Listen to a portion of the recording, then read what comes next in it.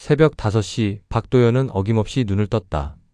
78년을 살아오며 몸에 밴 습관이었다. 무릎이 시큰거렸지만 일어나 작업복을 입고 마당으로 나섰다. 대패와 톱이 가지런히 놓인 작업대 앞에서 그는 하루를 시작했다. 여보, 아침이야. 오정숙이 부엌에서 목소리를 높였다. 벌써 튀김기름 냄새가 진동했다. 그녀는 4시부터 일어나 김밥을 싸고 튀김을 준비했다. 동네 분식집 정숙네는 새벽부터 학생들과 직장인들로 북적였다. 도연은 어제 맡은 찬장 수리를 마저 했다. 경첩이 삐걱거린다며 가져온 낡은 가구였지만 그의 손을 거치면 새 것처럼 변했다. 마을 사람들은 모두 그의 솜씨를 인정했다. 하지만 돈은 늘 부족했다. 민석이 학원비 낼 날이 다가오네. 정숙이 한숨을 쉬었다. 고3인 아들은 재수학원에 다니고 있었다. 작년에 대학 입시에서 고배를 마신 뒤 올해는 반드시 명문대에 보내고 싶었다. 걱정 마라. 내가 또 일감을 구해올게. 도연은 무릎을 주물렀다. 관절염이 심해져 서 있기조차 힘들 때가 많았지만 입 밖에 내지 않았다. 그날 오후 부산에서 전화가 걸려왔다. 아버지, 합격했어요. 민석의 목소리가 떨렸다. 부산의 명문대 경영학과였다. 도연은 전화기를 붙들고 눈물을 흘렸다. 정숙은 분식집을 급히 닫고 달려와 남편과 함께 울었다. 우리 아들 정말 대단하다. 이제 더 나은 삶을 살 수 있겠구나. 도연의 거친 손이 떨렸다.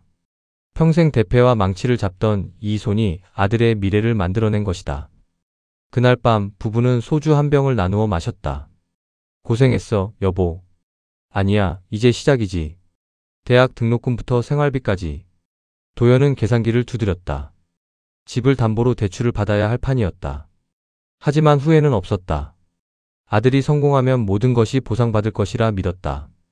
그것이 부모의 마음이었고 그들이 품은 유일한 꿈이었다. 내일부터 또 다른 일감을 찾아 나서야겠다고 다짐하며 도연은 아련한 미소를 지었다. 4년 뒤 민석은 부산의 대기업 금융회사에 입사했다. 정장을 차려입고 찍은 사진을 보내올 때마다 도연과 정숙은 가슴이 벅찼다. 아들이 드디어 화이트 칼라가 된 것이다. 아버지, 결혼하려고 해요. 어느 주말 집에 내려온 민석이 조심스럽게 꺼냈다. 상대는 시청에서 일하는 김하연이었다. 대학 동기로 만나 3년째 연애 중이라고 했다. 좋은 일이구나. 언제 한번 데려와라. 도연은 기뻤다. 드디어 며느리를 볼 수 있다니. 몇 주 뒤 하연이 집에 왔다. 깔끔한 정장에 단정한 헤어스타일에 그녀는 예의 바르게 인사했다. 안녕하세요. 민석이한테 정말 많이 들었어요. 부모님께서 얼마나 고생하셨는지. 정숙은 며칠 전부터 준비한 갈비찜을 내왔다. 우리 민석이 잘 부탁드려요. 하지만 결혼 준비 과정에서 문제가 생겼다. 신혼집이었다. 부산 시내 전세금이 만만치 않았고 민석의 월급으론 턱없이 부족했다. 아들아, 걱정 마라. 도연이 나섰다. 집은 내가 해결할게. 그는 평생 살던 집을 담보로 은행에서 대출을 받았다. 여기에 정숙이 분식집 운영하며 모은 적금까지 털어 부산 교외에 작은 아파트를 마련했다. 전 재산을 쏟아부은 셈이었다. 증여계약서를 작성하는 날 도연은 한 가지 조건을 붙였다. 민석아, 아버지가 하나만 부탁하마. 나중에 나와 네 엄마가 나이 들어 거동이 불편해지면 내가 돌봐줘야 한다. 당연하죠, 아버지. 민석이 고개를 끄덕였다. 하연이도 괜찮지? 도연이 며느리를 바라봤다. 네, 아버님. 효도는 당연한 일이에요. 하연도 미소를 지었다. 법무사는 계약서에 부모 부양 조건부 증여라는 항목을 명시했다. 도연은 안심했다. 이제 아들 부부가 자신들을 돌볼 것이라는 확신이 들었다. 결혼식 날 하연은 하객들 앞에서 인사했다. 좋은 시부모님을 만나 정말 복받았습니다. 평생 효도하며 살겠습니다. 박수가 터져 나왔고 도연과 정숙은 눈시울이 붉어졌다. 마침내 아들이 좋은 사람을 만나 가정을 꾸렸다. 그동안의 모든 고생이 보상받는 순간이었다. 여보, 우리 이제 마음 놓고 살 수 있겠어. 정숙이 남편이 손을 잡았다. 그래. 든든한 며느리도 생겼으니. 도연은 흐뭇한 미소를 지었다. 하지만 그는 아직 몰랐다. 결혼 후 상황이 어떻게 변할지를. 결혼 6개월 뒤 도연은 변화를 느끼기 시작했다. 예전엔 일주일에 2~3번은 걸려오던 민석의 전화가 한 달에 1번으로 줄었다. 안부를 묻는 문자도 뜸했다. 민석이가 바쁘긴 하겠지만 정숙이 걱정스러워했다. 추석이 다가왔다. 도연은 며느리가 차례상을 어떻게 준비할지 궁금했다. 하지만 민석에게서 온 전화는 뜻밖이었다.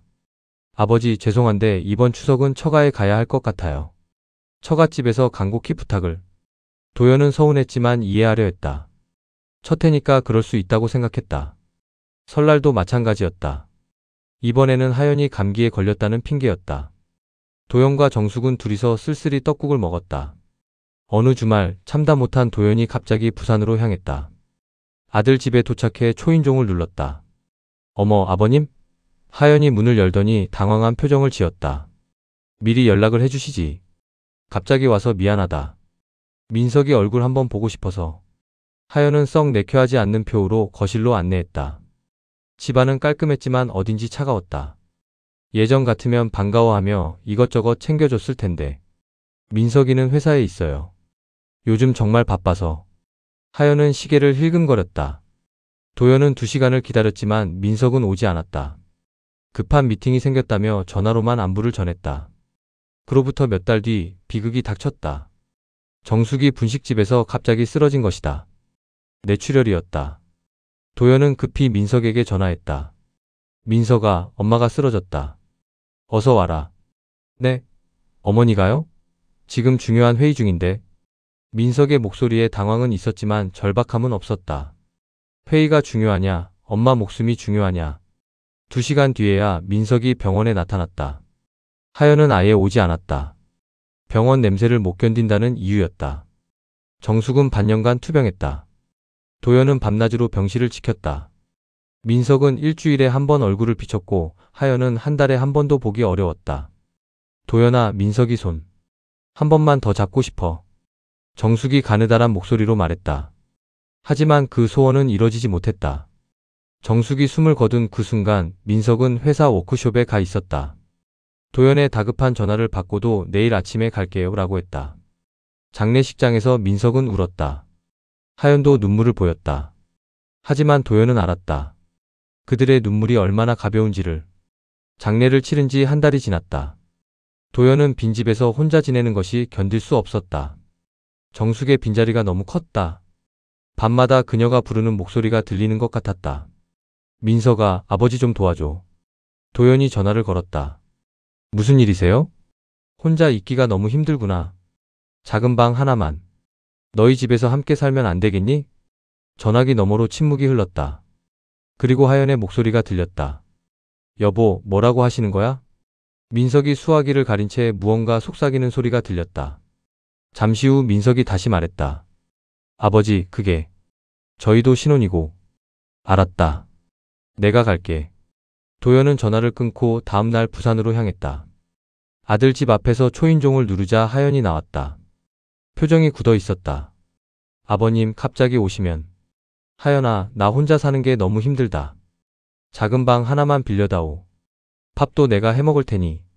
하연의 얼굴이 차갑게 변했다. 아버님, 죄송하지만 그건 안 돼요.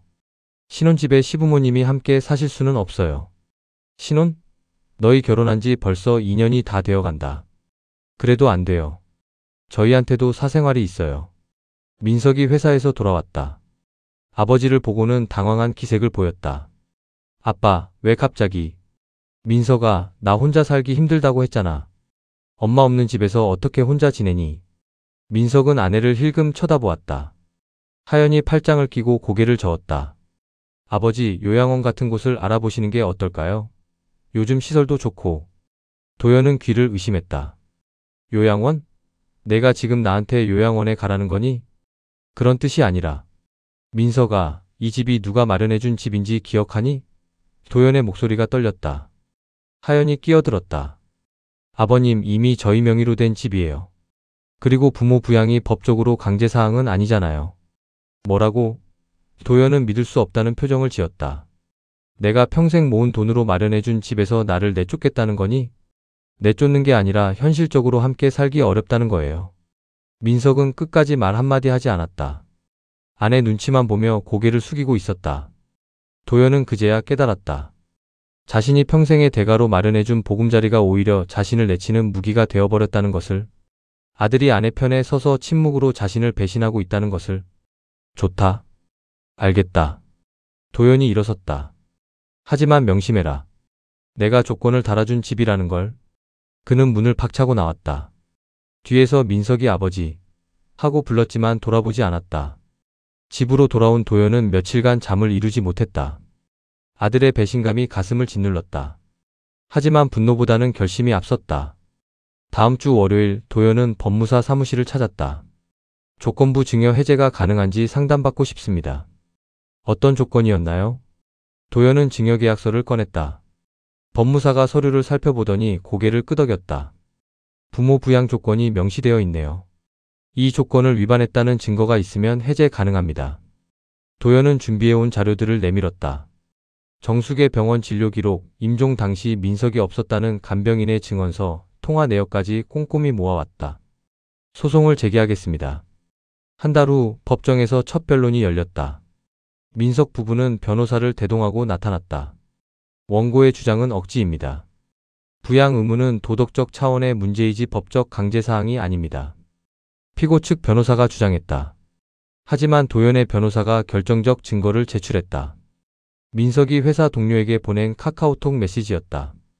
아버지랑 같이 살면 우리 생활이 완전히 무너져. 법정이 술렁였다.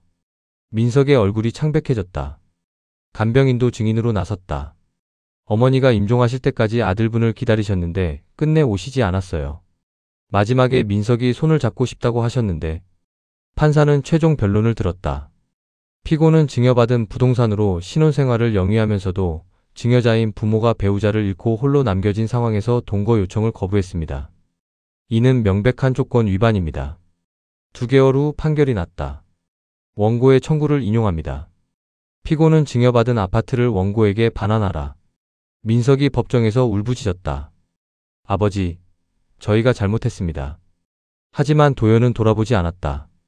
한 달 후 민석 부부는 짐을 꾸려 아파트를 떠났다. 하연은 끝까지 원망스러운 눈빛을 보냈다. 시아버지가 이렇게까지 하실 줄 몰랐어요. 당신이 처음부터 잘했으면 이런 일이 생겼겠어? 민석이 답했다. 도연은 다시 혼자가 되었다. 넓은 아파트에서 홀로 지내는 저녁이 쓸쓸했지만 후회하지 않았다. 자신의 존엄을 지킨 선택이었다. 창밖을 바라보며 도연은 중얼거렸다. 정수가 내가 제대로 했지? 아들을 잃었지만. 하지만 가끔은 의문이 들었다. 혈육과의 인연을 끊은 자신이 정말 옳았을까? 용서하고 다시 시작했다면 어땠을까? 그래도 도연은 확신했다. 존엄을 잃고 사는 것보다는 이렇게 사는 것이 낫다고. 그것이 정숙에게 보여줄 수 있는 마지막 자존심이었다.